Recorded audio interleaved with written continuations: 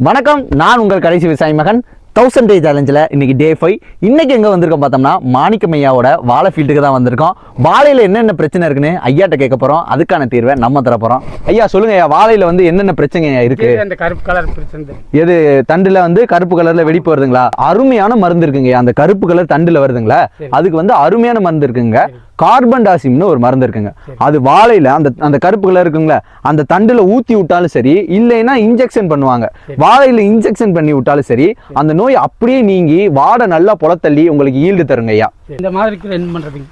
இந்த மாதிரி ஐயா, இது வந்து பனானா பஞ்சிட்டாப்னு சொல்லுவாங்க. நல்லா பாருங்க, பனானா பஞ்சிட்டாப்னு சொல்லுவாங்க ஐயா. இந்த வாழை என்ன பண்ணோம்னா, இந்த வாழையில உள்ள காரணி பூச்சிகள் வந்து இந்த வாழையிலேருந்து உட்காந்து இன்னொரு வாழைக்கு பரவ வாய்ப்பு இருக்கு. அதனால இந்த வாழை என்ன பண்றீங்கன்னா, வெட்டி வந்து தூரம் போட்டுருங்க.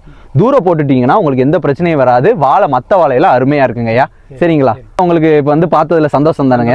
இது வரைக்கும் இந்த வாழை பார்த்து எங்களுக்கு தெரியல. சரி சரிங்க. ஐயோ சரிங்க சரிங்க, ரொம்ப நன்றிங்க ஐயா. சரி, நான் போயிட்டு வரேங்க ஐயா. சரிங்க. மார்மர் ஹாப்பிங்க, நம்மளும் ஹாப்பிங்க. இதே மாதிரி வீடியோ வேணும்னா மறக்காம சேனலை சப்ஸ்கிரைப் பண்ணிக்கோங்க.